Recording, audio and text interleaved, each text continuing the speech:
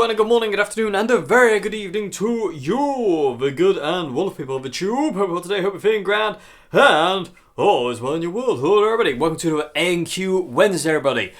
Quick note to say that the intro jam today was recorded using the Orange Supercrush's DI. No mics on the cab, no mics at all. Tomorrow's intro jam will be the same as well, it'll just be the DI from the Supercrush. So, let me know what you thought it sounded like in the comment section below. That's the first time I've tried it with pedals, and I am massively impressed and happy with it. I love it. So, let me know what you think in the comment section below. Anyway, let's get on with question one today. So, question one today is, what was the experience of recording the Dave Simpson Trio album like, and what was it like working with producer Ian James Stewart? So, what was the experience of recording the album like? Awesome. I'll remember recording the album for the rest of my life with... it was just awesome. I loved every second of it. I think we all did as well. And the fact it only took us 3 days to record, mix and finish 12 songs. Pretty crazy. It's still a bit mental actually, to be honest, to think of we actually did that. We got all the songs done on the first day. You know, it's just the second day was overdubs and messing around with things, and the third day was doing it was Queenie doing backing vocals, and that was that. But it was wicked. Honestly, it was so good. I loved it, and I've never really done. I did it with Dukes. I did it with Dukes Deluded when we did an album for them, but like with my own music, you know, our music should I say, because it isn't just my music now, it's ours, and it was just ace. The experience was amazing. It's not something I'll ever forget. I really won't. It was so much fun.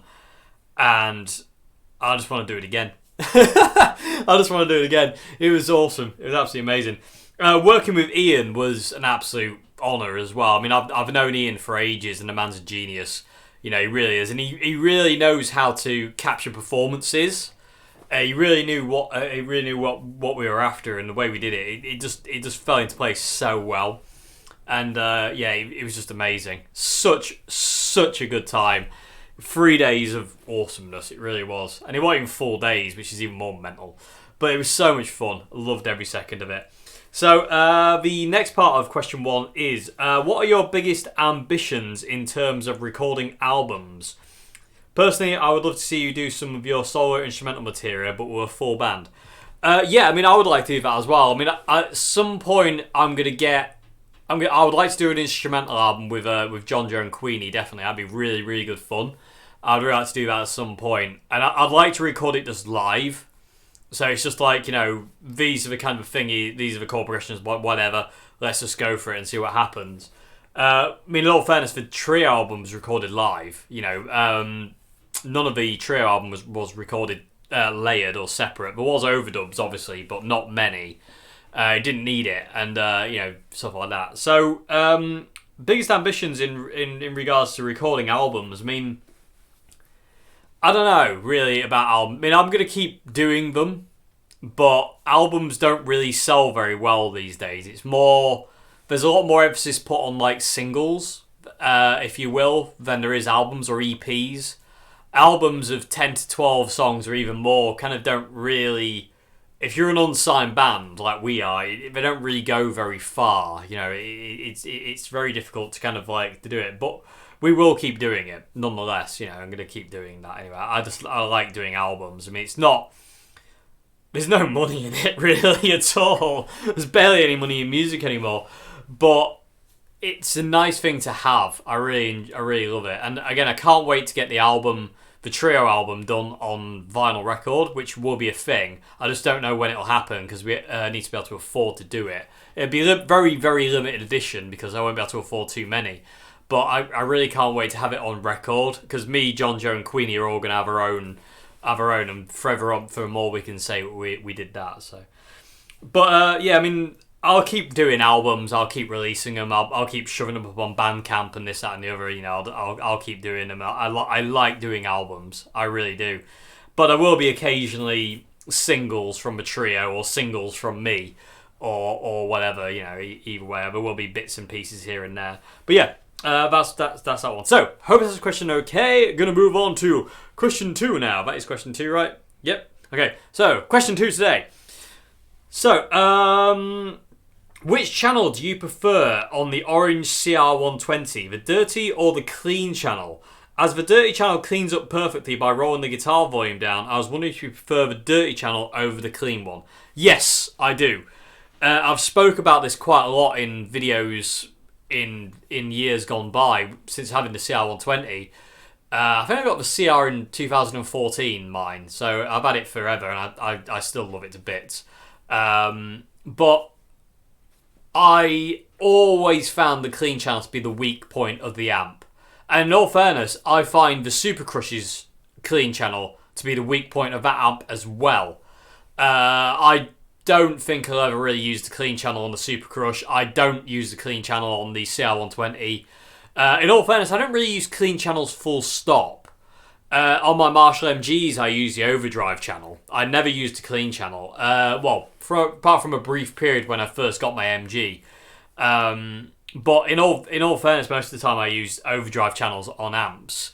I think the only amp I don't use the overdrive channel on is the Katana, where I use the acoustic mode, which just works best. I don't know why, but it works so well with pedals, the acoustic channel on the Katana. I don't know why that is, but it just does.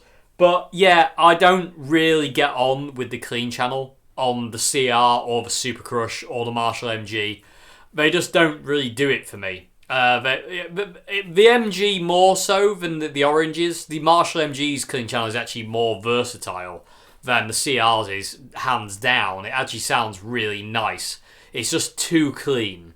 And I'm not a big fan of that. I like to have a little bit of kind of edge of breakup thing, even if it's just a pedal. I tend to run the dirty channels kind of very clean anyway, and just use pedals just to go over the top. But yeah, I don't really like the clean channels on the Orange amp. In all fairness, the clean channel could just do one, and I'd be quite happy with the dirty channel. Personally, I still am of the mind of the new Orange amps, the CR120 or the Super Crush. If you had two dirty channels, it would make it a better amp. It would make it a more versatile amp. It'd be more like the AD. The AD30, where you have two of the same kind of channel, two of the same kind of amps, channels. Idiot. I will get my words out in a minute. God, sometimes, boy. Okay, so yeah, because the clean channel just doesn't do much. I mean, having treble and bass as well, and just the volume, it doesn't really do much. It'd be nice to have treble, bass, middle, gain, and volume on the clean channel, just to give it a bit more versatility. You could get more out of it. Because I've always said it'd be really nice to have kind of like a dirty channel that does the big massive distortion on the Orange, like it does, but also at the same time have another channel that does clean, but does go to the edge of breakup. We're talking like AC/DC kind of overdrive. But not full out Orange, blah, that kind of thing. Just to kind of a little bit more, because the clean channels still are a bit meh. The Super Crush's clean channel is better than the CR120's, but it's not leaps and bounds above, if that makes any sense. It just isn't. There's not much difference between the two, to be honest with you. They're both fantastic. They both sound amazing anyway, but there's not a great deal of difference in the clean channels. They're both, I'd say I prefer, if I was pushed, I would say I prefer the Super Crush's clean channel, but not really. They're not really my favourite channels. I'm just going to keep using the dirty channel, which is what you heard today. And anytime you see me using the Super Crush with pedals, or in all fairness, probably even going straight in, it'll be on the dirty channel. And if I want clean, like you said, I'll just turn the volume down on the guitar and it cleans up really well. So no real issues there. So yeah, hope I answered questions today. I'm still getting used to these shorter videos. It's still feeling a bit weird, but I'm starting to kind of feel a bit more of an idea of it. But I do feel they're rushed, but I think that's just in my head. That's the fear talking, hanging over my shoulder like a raven from hell. Anyway, calm down, babe.